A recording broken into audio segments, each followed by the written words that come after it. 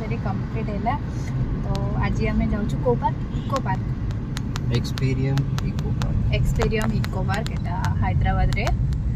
तो देखिया पार्कटा केमती कौन हो कौन कौन करूँ कौन सेलिब्रेट कर तो मुझे वीडियो माध्यम जनइबी। Bye bye. तो फाइनाली फ्रेंड्स आम ये आसिक पहुँची गलु एक्सपेरियम पार्क। यार प्राइस अच्छी 1000 पर पर्सन एवं पिला माननको पाए भी 850 टंका एमती। तो टोटाल आमर 2900 टंका ये जीएसटी सहित लगी। तो आग को चलतु कौन कौन अच्छी आम ये पार्क रे बुलिकी देखा। प्रथम कथा तो ये देखु आपण मैंने बहुत बढ़िया ट्री सबू अच्छी माने बहुत बढ़िया बढ़िया गछ गुड़ाक अच्छी जहाँकि ये सब इंडिया बाहर आसी गछ गुड़ाक आ बहुत डिजाइन रो भी सब कटाई। आठी बहुत प्रकार फूल भी देखापी मिल। गेम जोन अच्छी ता सहित यहाँ ना आहरी कंप्लीट हम बहुत बड़ एरिया अच्छी। आउ जेहेतु मत लगुच आम वर्षे पर जाइए भल होता गोटे वर्ष पूर्वर पलैलु माने जनवरी 18 जेहेतु एनिवर्सरी। तो जनवरी 18 ही आम ये पार्क जाइचु।